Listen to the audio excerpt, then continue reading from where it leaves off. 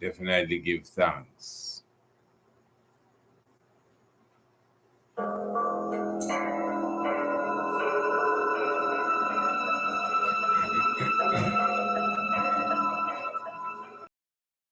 Blessed love also to radio. And we economic hitmen really have been the ones responsible for creating this first truly global empire. And we work many different ways.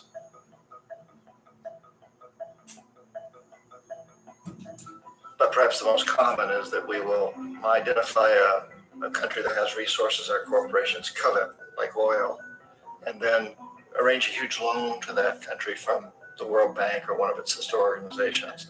But the money never actually goes to the country. Instead, it goes to our big corporations to build infrastructure projects in that country, power plants, industrial parks, ports, things that benefit a few rich people in that country, in addition to our corporations, but really don't help the majority of the people at all. However, those people, the whole country is left holding a huge debt. It's such a big debt they can't repay it, and that's part of the plan. They can't repay it. And so at some point, we economic hitmen go back to them and say, listen, you owe us a lot of money, can't pay your debt, so sell your oil real cheap to our oil companies. Allow us to build a military base in your country, or send troops in support of ours to someplace in the world like Iraq, or vote with us on the next UN vote to have their electric utility company privatized and their water sewage system privatized and sold to U.S. corporations or other multinational corporations. So there's that whole mushrooming thing, and it's so typical of the way the IMF and the World Bank work, that you put a country in debt, it's such a big debt it can't pay it, and then you offer to refinance that debt and pay even more interest. And you demand this quid pro quo, which you call a conditionality or good governance, which means basically that they've got to sell off their resources, including many of their social services, their utility companies, their school systems, sometimes their penal systems, their insurance systems, to foreign corporations. So it's a double, triple, quadruple whammy. Blessed love each and every one. Give thanks for your presence with us, definitely on the YouTube, as well LinkedIn to Radio Anu, even at this hour. Even on the Radio Anu, let me say this is really the Tiger's Nest time, but we will be beginning the Tiger's Nest a little, I wouldn't say a little late, but let's just say a little off of the initial certain circumstances just presented itself. But what I wanted to do, as you could see, for those of you who are checking us on the YouTube, and as I said, at the same time, definitely fully streaming to Radio Anu at this time, we just wanted to highlight Haile Selassie is no one's puppet. And you may ask yourself, so why that discussion? Why would you want to speak about that? Who is saying that Haile Selassie is someone's puppet? No, for sure, you would have heard that sort of argument from many, many people. In fact, if you can remember, about 3 years ago, I did an interview with Ras Bingy Mike. That's Ras Idash, right here in Antigua at Barnes Hill. And Ras Idash was making a comment to the effect that, it was Britain. It was the Britain Masonic organizations that, crowned Haile Selassie, which was a bit of shocker to me when he said it, really. I mean, I know Bingy Mike, Ras Mike is my elder, man, Ras Idash. And I have a kind of good understanding of how he thinks philosophically and theologically, but I didn't expect that. I said, what were you talking about? But anyway, at the same time, it's the same idea or school of thought. You would hear people like, for example, a brother Vegas, Mr. Vegas, when you hear him come out and speak of Haile Selassie accepting specific titles and medals, We did a program. In fact, we did a lecture for those of you who were not at that lecture, the online lecture, which we did. Haile Selassie, Rastafari, and Freemasonry. We gave a list of the different titles and awards that the emperor, that has been bestowed upon the emperor over the years, like the award that came from the honorary order of Leopold II of Belgium. So individuals will say, so how could he accept an award like that? And how could he accept an award like the Victoria Cross? And these killers that came into Africa and looted and plundered, etc., etc. But you see, to be honest, that is not even what I want to try to explain tonight. That's going to take up too much time, and we want to get to the tiger's nest exclusively on Radio Anu. As I said, we did a whole lecture on that recently. That was on the 26th day of December, Boxing Day. You would remember, those of you who were there, and those who were not there, you would remember we were fully advertising that Rastafari, Haile Selassie, and Freemasonry. And I would advise, that you still put yourself in a position to see that lecture. It's still available. You can still see the lecture, Rastafari, Haile Selassie, and Freemasonry. Imperial Majesty, although we see him as the emperor, and although we see him as, the King of Kings, and although we see him as, there are many ones that are saying that, listen, Selassie was a puppet for Europe. Haile Selassie was just like them other fellas that walk on the red carpet. Haile Selassie, see him there sitting now with Kennedy and with Nixon and with this fella and with that fella. Yeah, man, Haile Selassie was the puppet man. Ras Mike Wright is them man crown Haile Selassie. And them men make him the King of Kings, and all of that is their thing, Yeah. He's one of them. And I'm not really bringing up this subject for controversy. I'm just bringing it up for clarity, because as you know, we're always concerned about the young minds. And there are a lot of young minds who may not necessarily add to the discourse, but for sure they are listening to the reasoning, and they themselves, definitely would like to pick the sense from the nonsense. Definitely give thanks to the life giver and the keeper of life, Emperor Haile Selassie I. Family, what we are going to do, I'm going to present a short clip. Well, it's a clip, it's not necessarily a short clip, but I'm going to be giving you an excerpt from it. So I'm giving you a short bit of it from the Confessions of an Economic Hitman. Now, the first time we came across the economic hitman, Mr. John Perkins, was when he was on the Democracy Now! Program with Sister Amy Goodman. Is Goodman or Goodwin? Goodman. Sister Amy Goodman. And live, I remember I was seeing that live. And from then, he's been even on TEDx and been giving lectures at different universities. And for those who know not about him, even prior to him, there was this ex-CIA agent by the name of John Stockwell. And he would speak about what the US government would have been doing in South and Central America, and the Contras, and the covert operations going on again in Central and even South America. This is John Stockwell. And I remember back in the days as such on ZDK Radio, we had a cassette, not with John Perkins now, but with John Stockwell. And we did a series of programs. And I mean, the people here were mystified as like, wow, this is what's going on in the world, how governments overthrow governments. And if you do not abide by their will, if you do not do what they want, if you don't toe the line that they want you to toe, they plot a coup on you.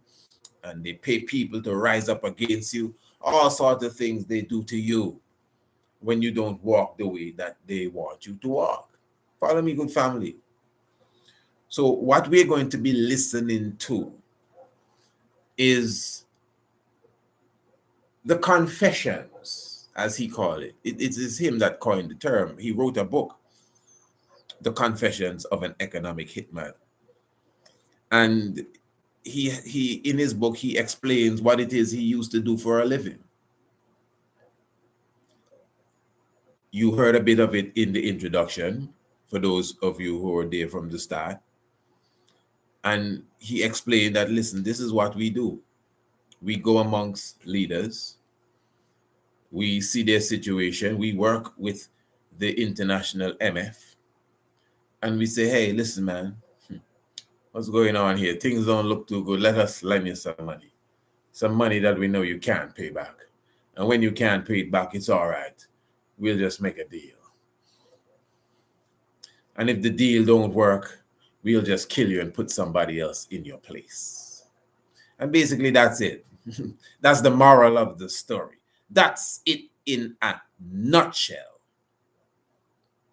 So let us take in a little bit of Mr.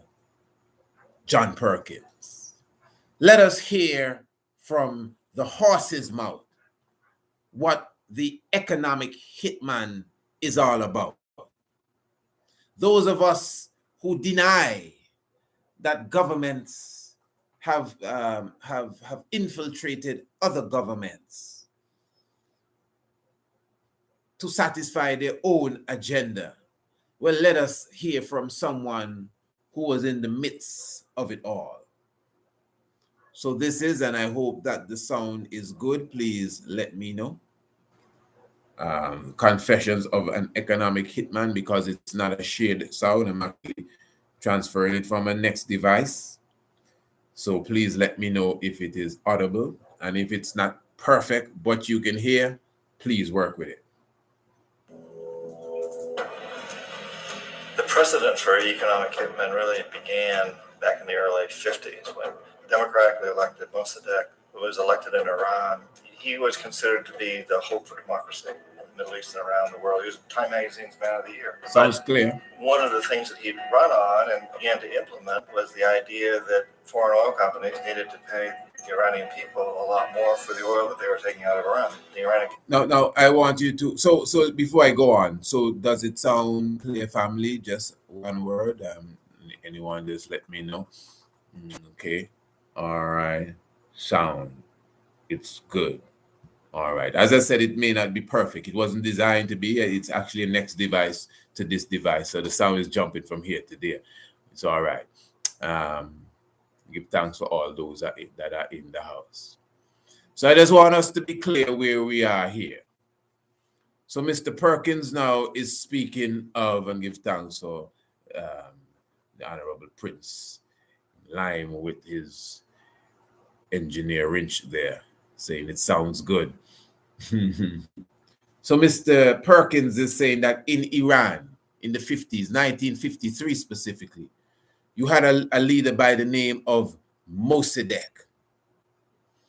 And Mossadegh was an individual that, after coming to power, Mossadegh decided that, listen, man, he needed to hold the resources of his oil, his country, pardon me, the resources of his country for himself and his people so that they can benefit from it. They can't be selling it cheap or giving it away to some colonializer, former colonializer. You need to understand, the time that we were living in or they were living in at that time. As he said, 1953, Mossadegh was the Man of the Year in that year. Time magazine, Man of the Year in 1953. Colonialism was coming to an end.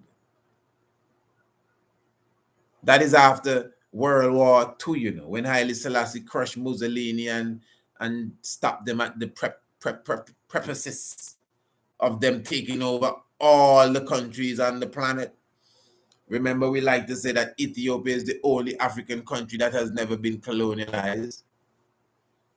But when I look at it, it's almost the only country in the whole world that has never been colonialized, because it was Europe that was doing the colonizing.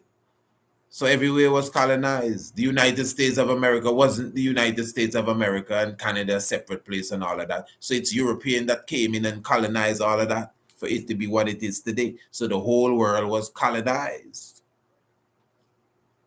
And Ethiopia beat off the colonializers. For thousands of years, they've been beating off the invaders. You know that. And when from the Arabs to the Europeans. And keeping their independence strong with a black king on the throne or an empress on the throne. Positive vibration. So that is great strength going out throughout the earth, going out throughout the years. So it's an independent country with an independent king. And after the king defeated and World War II and Europe at war, at the end of it, a lot of the colonial banners began to fall. We know the history. We talk about it from time to time. Of course, Haile Selassie being at the helm of it in Africa. John F. Kennedy himself clearly saying that Haile Selassie I is the most outstanding revolutionary that we have in this time. The most outstanding revolutionary that we have in this time is Haile Selassie. This is the word of John F. Kennedy. You know? Reconnecting back there with Radio Anu. That is the word of John F. Kennedy, because you have to keep in mind that Haile Selassie I, even at that time, was the spearhead, the father of Africa, but not just Africa. As Kennedy said, millions in Asia, and how many Asian countries, including the same Iran that we're talking about now, that got their independence, through the skillful movement of Haile Selassie I. That's the speech of Kennedy. We can run that now too. Everyone know the speech. Kennedy made it clear. I'm not paraphrasing it or even giving it word for word. I'm just giving you the idea of what was said. So we understand the importance of the King of Kings in this moment and in this time. So what Perkins is saying now, that at this moment, this is very important. We are talking about Haile Selassie I.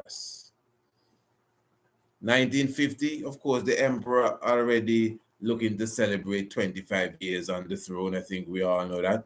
You see the video of the 25th anniversary celebration. Good. So I'm just kind of drawing a picture, family. This is very important, because the subject, what we're talking about, is to clarify that Haile Selassie I has never been no puppet for no international government. It's proved. We're going to prove that to you tonight, All right. So I want us to continue to listen to what John Perkins is saying. And he has started his discourse in the country of Iran. Let's listen to it properly. When democratically elected Mossadegh, who was elected in Iran, he was considered to be the hope for democracy in the Middle East and around the world. He was Time Magazine's Man of the Year. But one of the things that he'd run on and began to implement was the idea that foreign oil companies needed to pay the Iranian people a lot more for the oil that they were taking out of Iran. The Iranian people should benefit from their own oil. Strange policy. We didn't like that, of course. But we were afraid to do what we normally were doing, which was to send in the military. Instead, we sent in one CIA agent, Kermit Roosevelt, Teddy Roosevelt's relative. And Kermit went in with a few $1 million and was very, very effective and efficient. And in a short amount of time, he managed to get Mossadegh overthrown. So he's saying he sent in Kermit the Frog, Kermit Roosevelt. Pardon me.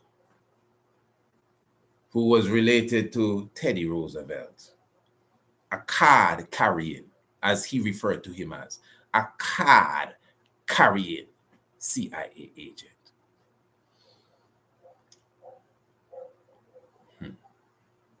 And they didn't do what they usually did, which is to, send in the army and the military. Listen, man, you see what happened in World War II. Let's try another way, man. You remember what Willie taught them, Willie Lynch. Come on, we can try something else. The boom and the bomb ain't working. So one fella went in with millions of dollars. And of course, propaganda, the machinery and the tabloids and the media. And of course, you have to hit the younger generation and the college students and the people that are living overseas, those in the diaspora, and all of that. Money goes into this to make sure Mossadegh is overthrown, because you need the people to do that. And you're hearing it straight out of, again, the horse's mouth. Great to do what we normally were doing, which was to send in the military. Instead, we sent in one CIA agent, Kermit Roosevelt, Teddy Roosevelt's relative. And Kermit went in with a few $1 million and was very, very effective and efficient. And in a short amount of time, he managed to get Mossadegh overthrown and brought in the Shah of Iran to replace him, who always was favorable to oil. And it was extremely effective. Bombs overflow Tehran. Army officers shout that Mossadegh has surrendered and his regime as virtual dictator of Iran is ended. Pictures of the Shah are paraded through the streets as sentiment reverses. The Shah is welcomed home. So back here in the United States, in Washington, people looked around and said, wow, that was easy and cheap. So this established a whole new way of manipulating countries, of creating empire. No, you hear that? So this established a whole new way of manipulating countries and establishing empires. Follow it good, eh? So as he said, the Shah came in now. And in a sense, reinstated in a sense. Because remember, the Shah was still a part of the old guard from the days of his papi, you know. But because of the same corruption and the people, you know, looking for good governance, Mossadegh was the man. So it was a sense as if the US again coming in with propaganda, as always, and saying, well, listen, man, this fella is not the fella to be here. And they have their own private election and move him. And in comes in who? The Shah, the great Shah of Iran. I'm sure you all have heard of this Shah of Iran. All right. The only problem with Roosevelt was that he was a card-carrying CIA agent, and had he been caught, the ramifications could have been pretty serious. So very quickly at that point, the decision was made to use private consultants to channel the money through the World Bank or the IMF or one of the other such agencies, to bring in people like me who worked for private companies, so that if we got caught, there would be no governmental ramifications.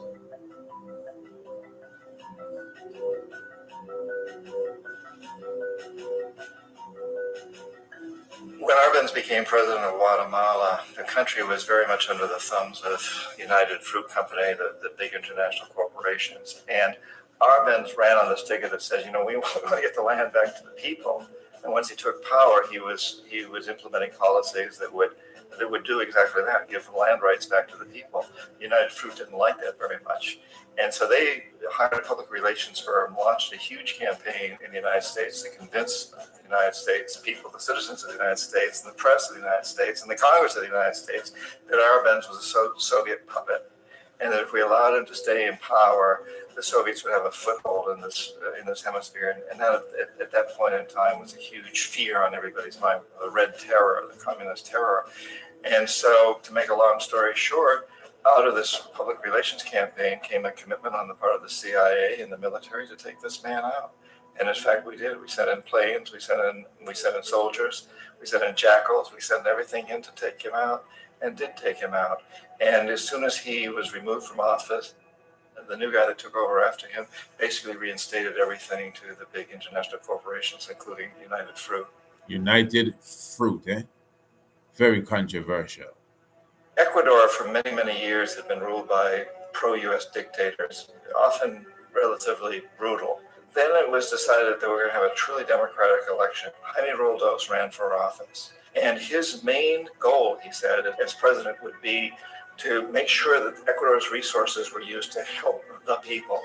And he won, overwhelming, by more votes than anybody had ever won anything in Ecuador. And he began to implement these policies to make sure that the profits from oil went to help the people. Well, we didn't like that in the United States.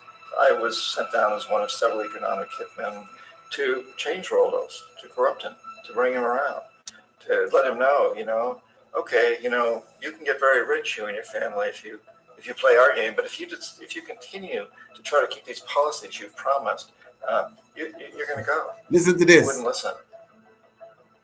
He was assassinated. As soon as the plane crashed, the whole area was cordoned off. The only people allowed in were U.S. military from a nearby base and some of the Ecuadorian military. When an investigation was launched, two of the key witnesses died in car accidents before they had a chance to testify. A lot of very, very strange things that went on around the assassination of Jaime Roldos. All right, family. I wouldn't go any more into that. Now, let me just explain where I'm looking at this from, family. You see, this is a real world, especially those of us as Rastafari too. It is good that we have come to realize, where we can place Haile Selassie in this scope of history. Imagine they're trying to keep the king out of this scope of history for so long. But we're thankful, with the understanding and the comprehension that we've been given. And we see that this is really Earth's rightful ruler. I want you to listen to me, good family.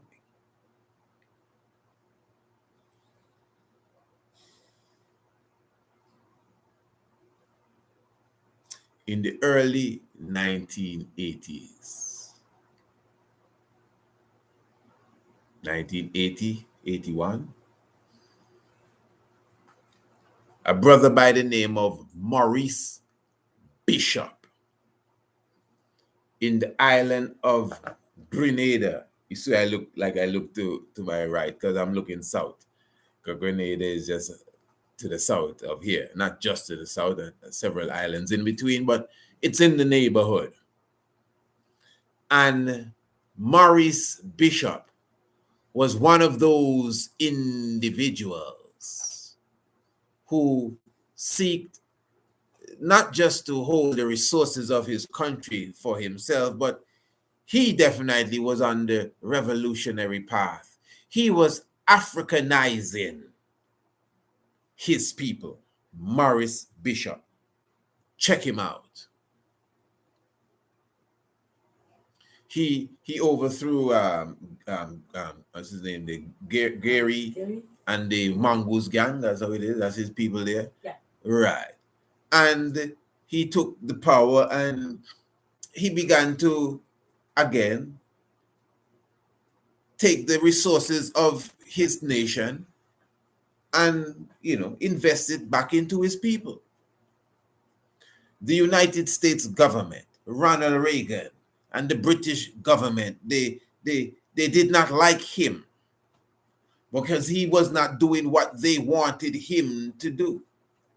They preferred the other fella that kept the poor people poor. We're not into this communist stuff that you're keeping up. And a lot of these leaders never said that they were communists. But you see, in my book, it's all a game too. So the US now, the superpower, backs away from you. And you need some sort of friends in this international community. So Russia comes in now, the next superpower, who is supposedly the enemy of capitalism, communism and capitalism. All right. So communism now comes in and says, hey, it's all right. We will help you to build an airport, which is exactly what happened. Russia said to Maurice Bishop, hey, listen, man, it's all right if America would help you. We will help you. We will help you to build an airport. So when Russia builds the airport now, America has this excuse. It happens all the time. America has this excuse now to say, they're communists. Look, they're building an air base for Russian military to land. That's exactly what they said. And then you see Sister Eugenia Charles, Prime Minister of Dominica at the time, up there with Ronald Reagan, condemning Maurice Bishop and the island of Grenada, and we got to send in troops to stabilize the tension down there. This is what Perkins is speaking about. Maurice Bishop was killed, assassinated, and the country turned upside down again. In 1960, in the Congo, Patrice Lumumba, another Maurice Bishop, and he decided, like, hey, listen, in fact, his first mistake, not really a mistake, but in their eyes, was when he spoke. This man is the prime minister. And you have the former slave master speaking and the prime minister not supposed to speak. The 30th of June, 1960. So Patrice Lumumba stood up and took the podium and said, hey, how could I move the crowd? And he let them know that, listen, give thanks for your little speech, but what you're talking about is not what really took place, because King Baudouin was saying that, hey, listen, it is true, the goodness of the government, of the goodness of the heart of the government of Belgium, where we could have given this independence specifically to the Congo. But Patrice Lumumba had to let them know that, hey, no, that's not the case. We bled, we suffered, we died, specifically for that independence. And when we understand what it was all about, this is serious. Patrice Lumumba showed, listen, man, it's countless of people died in jails, It's countless of people, they whipped, and people that bled to death and all of these different things. We fought for this independence. We didn't beg for it, and you didn't give it to us. From the time the man says so, it is 200 days. 200 days that he stayed basically in office before he was totally taken up, and they literally took him out. So now, when you comprehend that now, follow this good, that is Patrice Lumumba talking about. And have other examples, even individuals that were not necessarily what you would call leaders. Individuals that were just not political leaders, but leaders in the society. Leaders specifically that were standing up for their own people. That was the type of leader that they were. But once you do not toe the line, once you do not do the will of the enemy, once you do not do what they want you to do, they will snuff you out. They will take you out. Whatever they have to do to deal with you, that is exactly what is going to take place. So what the brother is saying here is real. And we can give example after example after example, even as we go through. Now, as it relates to Haile Selassie I. Now, what I want to do, family, as you know, this is the Tiger's Nest. Well, it's not the radio show, the Tiger's Nest. We're going to start that in a few. So I hope when we're still here, you'll join us over on Radio Anu. But remember, we don't want to be distracted at all. We're not trying to prove that Haile Selassie is God to nobody. So even in the chat, family, this is a serious discussion. Don't get sidetracked with nothing that's not on the menu tonight. We're not here trying to prove nothing. We don't have to do that. Nobody talking about God. We don't talk about, since Chris was gone, we were talking about Oded. We don't put that aside. It's Haile Selassie we're talking about, and showing to the world that he's not a puppet of no U.S. government, no British government, no CIA, no FBI. It's proven that. So don't get distracted with no weird conversation about who is God and what is God. Nobody, don't worry with them. They just came. You've been through lessons upon lessons upon lessons upon lessons. You're so fortified with information and the levels and the stats that we have already dropped in the tiger's nest. Don't make nobody just come that has never even smelt the mystic yet detract you from what I'm saying tonight. But I'm very thankful for the presence of everyone that is here.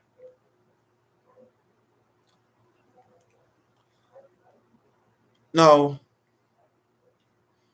I think it's obvious for sure that during the invasion of Ethiopia, now we gone beyond 1950, now we in the 1930s, when Haile Selassie appeared before the League of Nations in 1936 on the same day or date that Patrice Lumumba gave his speech, the 30th of June. And Haile Selassie spoke to the League of Nations specifically. We already know that story. We know the whole thing.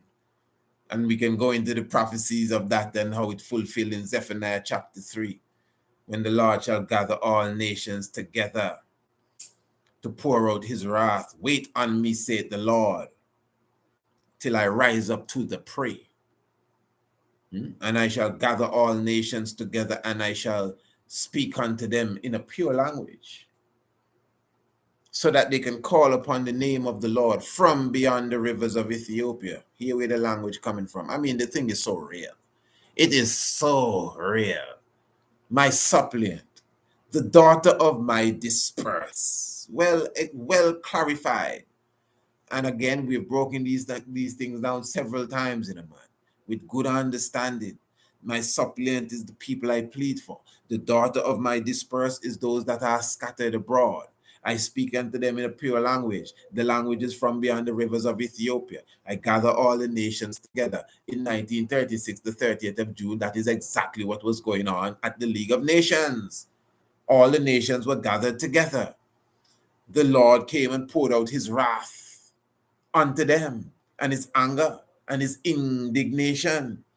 And he did speak unto them in a pure language. He spoke Amharic, the whole speech. And that is a language from beyond the rivers of Ethiopia. And he was speaking about his suppliant because he was pleading. That's what the scripture said. I shall carry them in the valley of Jehoshaphat to plead. Some people say, oh, if he's God, how you go to the League of Nations to beg? Well, a better term would be plead. But that's what the scriptures say. He shall go and plead. That's what he said. He shall go and plead. And the word suppliant means those who I plead for. And the daughter of my dispersed. Dispersed means those who are scattered in Egypt, in Sudan, in Somalia, in England, in Kenya, because of the same war. So it's just prophecy being fulfilled. Don't get caught up with nobody, but oh, if he's Haile Selassie, oh, he can't fly like the bird. Come on, you actually answer them things, man. Let's stay focused. We passed them stage. We were never even at that stage. You know what I'm saying? Yeah, real thing. So even at that time, it is obvious that the world said, well, yeah, man, we done with him. They didn't expect the king to rise and conquer. Now, my thing here, with this vibes about Britain and all of these people crowning Haile Selassie the king of kings. Okay.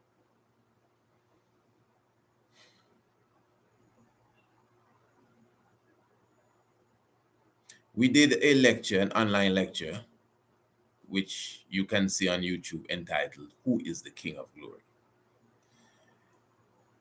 Does anyone understand the theme of that lecture? Well, the theme of that lecture was a specific event that was held by the Shah of Iran when he was coronated the King of Kings. I think the title is Shah and Shah. Yes, Shah and Shah, the King of Kings. You would hear, you'd hear Rastaman say, Haile Selassie is the only King of Kings. When you read in the Bible, it says Nebuchadnezzar is a King of Kings. And as I'm saying, historically, the Shah of Iran, the same man that they brought in after they overthrew Mossadegh, he was just speaking about the Shah of Iran. He had a coronation where he was crowned King of Kings. Wow. So how many King of Kings are there? Who's the real King of Kings? I don't understand this. Because the intellects, this is something else, will be telling you that Haile Selassie was made to fulfill the prophecy in the Bible, the whole Solomonic thing and all of that. This is what my brother Ras Mike says, eh? Even if he didn't go into all of that in detail, I know the brother well. Okay. Zephaniah Zugu know what I'm talking about. Give thanks, my Lord. So it is as if they saw the light in him and they just used him to fulfill their prophecy. Interesting stuff. All right. Of course, I don't agree with that. But what I'm showing to you is this. So the Shah of Iran, I think without a doubt, it is clear that he has some strings attached to him. John Perkins clearly explained it, man, that, hey, he was one of our main men. I'm talking about the Shah of Iran. If you read his book, if you hear him when he spoke on Democracy Now!, the Shah of Iran, more than almost anybody else, was an individual that them fellas had on the puppet string. Puppet number one was the Shah of Iran. He just sell out everything and say, yeah, take what you want. Once I can sip champagne, me and my wife. You didn't hear what Perkins said? He went to, I think it was the leader of Ecuador. The leader of Ecuador said, listen, brother, don't bring no money for me. I am going to hold the wealth of my people for the people. He said within of 2 months, he was dead. He died in a plane crash. And as soon as the plane crashed, they block off the area. Nobody can come in. As soon as the plane crashed, nobody can come in, as if they're waiting for it to crash.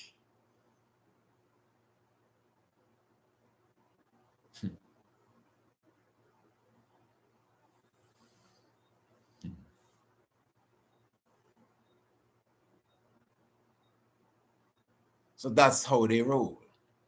So the Shah said, nah, man, that can't happen to me. I stay in power.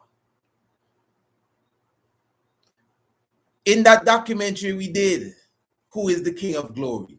You know why we did that? Because there's a BBC documentary that highlights the event. When the Shah of Iran was coronated King of Kings, it was a massive event. Big event. Hundreds of heads of state were there. Almost everyone was there. Haile Selassie was there too. In fact, when you listen to the report and they gave the rundown, I cannot remember the exact numbers, but it was like, like 14 princes, 7 ambassadors, 12 prime ministers, 8 kings, and an emperor. That's exactly what the reporter said. And an emperor. So you had the heads of states, leaders of all over the world, queens and kings and monarchs, and an emperor. 100 plus of them, and an emperor flying into Iran, ancient Persia, because the anciency of Persia and Cyrus the Great was something that was on display, as the Shah of Iran would have seen himself as some sort of incarnation of the ancient god warrior of Persia known as Cyrus the Great, I may add. So this was a real crowning moment for the Shah of Iran, you know. He's being crowned King of Kings. But that's interesting, because one of the individuals on his guest list has been the King of Kings since 1930. He's a very old man now, 1970s man, and now you're gonna bestow upon yourself the title of the King of Kings. All right. When you watch the documentary, watch our documentary, Who is the King of Glory? The individual that was the host as such for the Shah, he's an old man now, or then, I don't know if he's still alive, but when they did the documentary, and he was saying that there were so many people that were invited that it was very strict. The man said that each head of state could only come with 5 people. With 5 people, this is what the man said. And it was strict. There was one African leader, he didn't give the name, that they said had 10 people. 5 of them, I think, was his security. He didn't say who that African leader was. And he said they had to go to the Shah and say, Your Majesty, this man have 10 people. And the Shah took a while and said, okay, make him stay, but no more. Then the man, hear this, the man said Haile Selassie the first flew into Iran in a big jet with 75 people. This is what the man say. It's on the BBC documentary. So you looking for him to say, well, listen, you have to tell him that 70 of them have to go back, at least 65, because we can't have more than 10 people. You know what the man said in the documentary? He had to find place for all the guests that came with Haile Selassie. Just meditate this. He done clearly say that nobody can bring 5. No one. The late Prince Philip, the Duke of Edinburgh, was there representing the Queen of England. So she was there. I don't care what they say. Her representative, that's her husband. He was there. He couldn't come with more than 5 people. Haile Selassie flying with 75 people. And they had to find place for him. The reason why I'm highlighting this, I'm trying to show you where the Emperor Haile Selassie stands in all of this. They had a march past before the king of Iran, where them people had to kiss the man's hand. I said, but wait, I wonder if you study this family. Go and watch the documentary. While they're passing and bowing, all of them bowing to the Shah of Iran. You see Haile Selassie there standing up behind him while they're kissing the Shah of Iran and passing. So the emperor is not seen in a position where he bowing before the Shah of Iran. Watch this good. This may not mean anything to some, but Haile Selassie's chaperone is the wife of the Shah of Iran. Do you understand how to play chess? Not checkers now, chess. What is taking place here is that this is a sign to show you the state or the status that Haile Selassie has as a dignitary, as a statesman, as an emperor.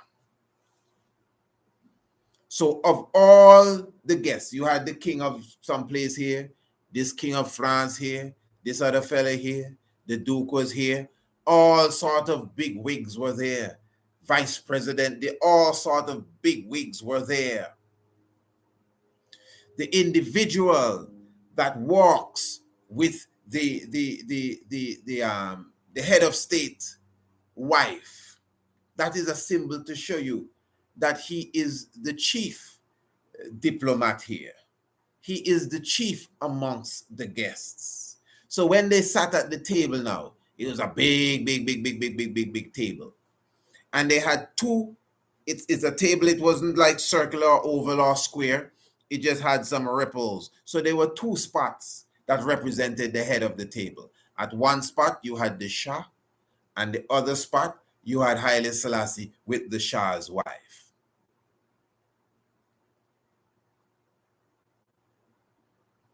It's the same thing when Haile Selassie went to visit Nixon. I'm not talking about no private visit, you know. When other heads of states, all the heads of states, Nixon had this big banquet. We've done videos on this. Nixon had this big banquet. The whole house full of heads of states, all from Africa and all these places. Same Duke and all of these people there as well at Nixon's, at the Duke, what them fella name, man? The prime ministers of England would be there. And when we show the video, as they scan through the room, you see all the different faces. What's the name? Golda Meir of Israel. She was there. Mr. Heath, he is who I was thinking about. Prime Minister of England, he was there.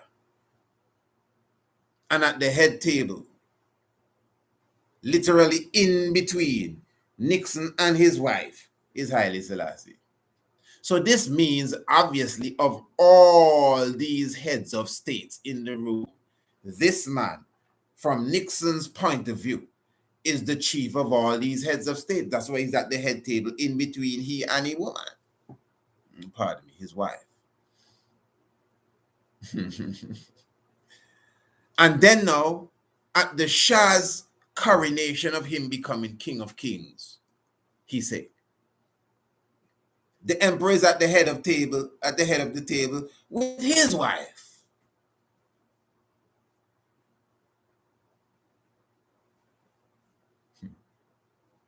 It's only true is the emperor. I would make a kind of humorous remark, but true is the emperor, not gonna say it. And what I'm saying too, when you understand this again, when we did the online lecture that we just did just the 26th day of December, again, those of you who have not seen Haile Selassie, Rastafari, and Freemasonry, it's still available. You can still see the replay of that lecture that we did. It's almost 3 hours long. Just visit the website. You download. The link is in the description below this video. Well, the link below this video will carry you straight to Radio Anu. And of course, that is the website. And you go to the shop page, you will see the lecture still there. If you cannot find it, just email me, priestisaacinstitute@gmail.com, and you should sit and watch that lecture properly. You know, I'm talking about Rastafari, Haile Selassie, and Freemasonry. And in that, we highlighted clearly the position that the king held, even when he went amongst the monarchy of Britain. When he was in the Knights of the Garter ceremony, and the head of the Knights of the Garter, the traditional head, the Prince of Wales, had to come out of the ceremony and give the emperor his throne, his seat. No man could put on their feathered hat before the emperor put on his feathered hat. And all of what I'm just saying to the family, again, this individual who they try their best to keep out of history as if he never existed, is obviously the most important individual in history itself. That is why we always highlight, just imagine what would have taken place if Ethiopia went under the grip of Mussolini. Man, that would be the end of it. Done. You think we'll be here sitting on the internet and no, it would be a totally different place. I'm sure people would be living in gas masks because they would destroy themselves, but it is because the emperor conquered and then all the African countries could have received their independence, family. Yeah, trust me. So it is obvious in my book that there's no position that any of these leaders, number one, held above Haile Selassie I.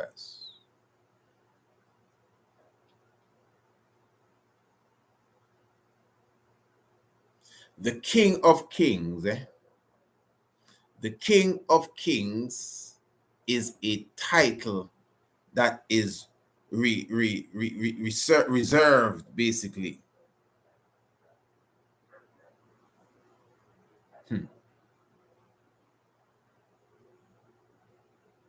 for one individual.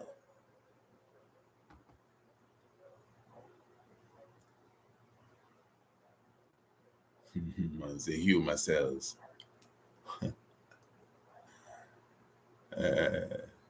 I'll get back to it. But the King of Kings is a title for one man. For sure, at least at the time. So what I'm saying, it's strange that the Shah of Iran going to crown himself King of Kings. He put the crown on his head too. And what is interesting, the man invite the real King of Kings to come and see this. Well, I think he just had to. You know what this shows me, number one, is that Haile Selassie was not the world's King of Kings.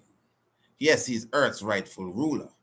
But this thing about him being a puppet for, and is them crown him King of Kings in that way. No. Because if he was their King of Kings, they would not need to have commissioned a next King of Kings.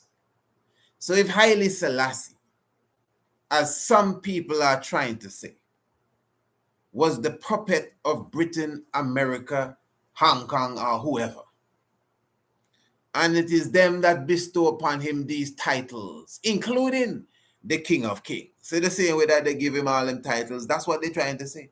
The title of the King of Kings is them, make sure he get that too. Some man even say, Bubba is not here, say that Victoria come and turn down the flag. Come on, they're trying to, you know. Yeah. But my point is that if he is their King of Kings, there would be no need, family, for them to crown another King of Kings. And look who they crown King of Kings. And it's not necessarily King of Kings, it's English now. He was crowned Shah, which is the King of Kings of Iran. And Haile Selassie is not even no King of Kings, you know. Haile Selassie is Negusa Nagas. King of Kings, them is British terms. You know, king is a dread term too. I wonder sometime about the word king. Because if queen is supposed to mean harlot, king sound like it mean pimp. I mean, as an English term. And don't be offended, Haile Selassie is not king, he's Negus. King is just how people say Negus in English, but he's Negus. He's Negusa Negas, what you would call the King of Kings. So again, you could see his position. If all the leaders coming in can only bring 5, these little simple things we have to look at, you know. And he flying with 75. And they couldn't even say, man, oh, my send back half. They had to find place for him. It's a whole desert they transform into a metropolis, you know, to have this great coronation for the King of Kings. But this King of Kings have the real King of Kings parading with his wife throughout the 3-day ceremony, sitting at the seat with him throughout the whole ceremony. And at the same time, when everybody bowing and kissing, Negus and Nagas just standing up on the side and watching on throughout the whole ceremony. So who is the real King of Kings? Who is the real King of Kings? I think without any doubt, Haile Selassie I stands out for sure in this ceremony above all the heads of states. And then again, you have other situations. Anywhere the king is, anywhere the emperor is, no matter who he is amongst, down to the Queen of England, which we have as the top of the top, he's always in the leading position. Even when he visit them, he get the highest place. And you may say, well, other leaders too, but when all of them gather together, now is the chance to see who is at the head table. And that's what the lady said. One of the ladies that were a reporter for BBC, she's saying that all the heads of state were saying, so who is going to be at the head of the table? Who is going to sit here? Who is going to sit there? She actually said that in the documentary to show you it is something of interest. It is something of concern. Who sits at the head table? But anywhere Haile Selassie go, and I will make the point one more time, even when he's amongst all the heads of state, he's always at the head. So how he just disappear out of history, I am telling you, just like that. Why? Because he is one of them individuals that the economic hitman and his crew could not bribe. Remember, there was an attempted coup in 1960. Let's not forget this. You know how many times they tried to kill Fidel Castro? Even Saddam Hussein, he mentioned Saddam Hussein, Perkins. Saddam Hussein used to be one of their right-hand men, Saddam Hussein. But then when he kind of changed his mind, they changed their mind on him. And they've been trying to take him out several times, but they finally get him. Colonel Gaddafi, several times they tried to assassinate him too. You may just watch these pictures of Haile Selassie and the king pretty and the king of kings and king of kings. How much time you think they tried to assassinate the king? You know, think that is a part of the history too? No, we're talking reality, They say it's no fairy tale. There was a coup in 1960. The intention was to overthrow the government of Ethiopia. But the emperor wasn't ready for that. So who you think instigate these coups? What you think took place in 1974? Youths rose up, its propaganda came in just like what Kermit Roosevelt did. Is the same thing all over again. Because Haile Selassie I was extremely shrewd with them. So yes, he dealt with them. Yes, he had the US and Britain assist in training teachers and training professors and engineers and pilots and doctors and other things, everything really, military, building up the military too, the strongest military in Africa. Yeah, but he was extremely shrewd. So they could not swindle him. They could not go around him and they could not buy him out. Remember, he is not the only one that stood firm, that's my point. But many that stood firm got taken out. Many that stood firm, they tried to take them out multiple times. And Haile Selassie I is one of those that stood firm.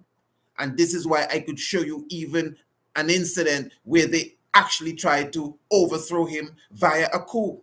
That's how they do it, especially during that time, 1960. And again, just to prove to you that he could not be no puppet for them because he was not towing their line. If he was, they would have never given their chief puppet the title of the King of Kings. That would only defeat the purpose because they already have a puppet King of Kings in Ethiopia. Isn't it so? And this is why when Negus Nagas went among that King of Kings in Iran, he just stood there and witnessed all the other leaders bow to him, except he, the Negus Negas of Ethiopia. And all of what I'm saying here, that's why I'm not arguing with nobody about who's God and all them things that going on there in the chat, them is foolishness. Straight up. We're talking reality here. This is history. There's nothing that I said that is not correct historically. And I think when you put everything together, it just proves it's impossible for anyone label Haile Selassie I as a puppet. What the king has done is to stand the test of time. That's why when you watch the documentary, The Lion of Judah, you hear what the man say. The king wrote out everything that the 20th century had to throw at him. We don't appreciate, really the cross that Haile Selassie bear for us. The man win out. That's why we praise him. He win out. But you see, he win out and stand so predominant that people don't understand. So they make up all kind of things. That, no, man, he did too long. He did too long. Anybody that rules so long, the CIA have to be helping them, you see? It's so amazing. So they have to believe this and believe that, the humble king. And you see, there's no man that move on the earth as humble as Haile Selassie. I'm telling you, I think we all can see that. Just observe him. And shrewd and wise and just as dangerous as any of them. And the man stood the test of time. Praise him continually, Yeah. Holy Emmanuel I, Selassie I, Jah, Rastafari. Give thanks. I'm a bit behind the time for the Tiger's Nest. But give thanks, family, give thanks. Those of you who were not with us this evening, previous evening, pardon me, you missed a nice one. That's the one we did entitled Homeschool. And let me just highlight again, we have officially launched the biology edition of the Homeschool. So I'm looking for everyone to give us a link and see what that is about. But what I want you to do right now is to join us over on Radio Anu. I'm going exclusively on Radio Anu right now. I've put the link in the description below. Let me just put it in the chat. I'm going straight to my Tiger's Nest radio program, which really is supposed to start at 7. In fact, it may be about 7 where you are if you're dealing with Eastern Standard Time, but it's 8 o'clock where I am, Eastern Caribbean time. So give thanks. We have 93 people in the live. If we could give the video some extra, what they call them, thumbs up, some extra likes as they call them. But what it does is just makes more people see the video and get the information. I really hope and pray that this was good vibes for you. I didn't even touch the chat with love. Job saying victory again. Give thanks. Give thanks. Thomas Malcolm saying give thanks. Of course, 77 soul, just 77 always with us. Lauren, Forbes, David, Williams, give thanks. So many ones here in the chat with us. But anyway, give thanks for the life giver and the keeper of life. As I said, family, I'm looking for you to just press the link in the description below, and we're going straight over to Radio Anu. Let me just remind you also that we will also be starting a live international homeschool. We're looking to do it on Sundays. It might be once a month or once every other week, and it will be totally free. It will be a Zoom production. So like in the Sunday afternoons, we spend like an hour and a half. Everyone is free to come in with your youths. We will be speaking and doing activities, craft. I will tell you what to bring. You may have to bring some pencils, some crayons, some papers, whatever. And we'll be doing, building a unity amongst ourselves and strengthening the unity that we practice. Even the principles we talk about, the Nguzo, Saba, and all of these different things, is not something that you do at December. It's something that you're supposed to continually keep up. So the knowledge that we have been spreading even through the homeschool program, we're going to make it open to everyone. It's not exactly the homeschool program, but it's what we can do, for those who, for whatever reason, may not be on the homeschool program and still would like to be a part of it. This would be a free session, family, free. You don't have to pay. I'll give you the exact date in the future. Just continue to stay close to us, and we will be doing it more than likely on Sunday afternoons, maybe for an hour and a half. We do our Afrocentric vibration, go into some Swahili words, show some short videos, make the youths maybe draw a few things for us, what it is, draw a picture of Africa, whatever we're doing. And every time we come together, we continue to grow in the curriculum that we have. But keep in mind, we have already launched officially the biology edition of the International Homeschool. So the biology edition is available. Those of you who are already on the International Homeschool program with the astronomy and the African history and heritage, remember there is a special price for you with the biology edition. And even those who will be ordering, those who are ordering their biology edition before Monday, because Monday is when we will begin to export it. Every Monday and Wednesday it will go out, and just like the previous International Homeschool, we will be doing virtual, face-to-face, virtual, I call it face-to-face still, classes in between the videos that come to you every day. I really hope you understand what I'm saying. I know it's so many things to keep in mind, but all you have to do is visit the website, give us an email. We can explain everything to you. priestisaacinstitute@gmail.com. Some of you have never even partaken of the astronomy and the African history. Well, we can even send you samples of that so you have a good idea of what the school program is all about. And as I said, we have the brand new biology edition available for you. So I'm looking forward to hearing from you. We still have to talk about the African History Month essay competition. We have already begun to acquire gifts, tablets, and laptops. And so for those who are interested, it's going to be a big thing this year. It will be both international and national. So give thanks, family. Give thanks for your love. As I said, just press the link below and join me on Radio Anu. I have a wonderful program planned tonight. We'll be talking about the power of plants and the meditation and the psychoactive vibes in the ayahuasca and the cannabis and so many different things. And I want to highlight a little more about Maya Angelou and even the whole aspect of them putting her on the 25 cents. So listen, let me get to Radio and family. Give thanks for all those in the house. Greens Connection, give thanks. Tafarian, give thanks. Glorify Empress was zero. Menin, give thanks. All doings and saying. Brother Lime says to leave a like, so I would agree with that. And I myself should like the video.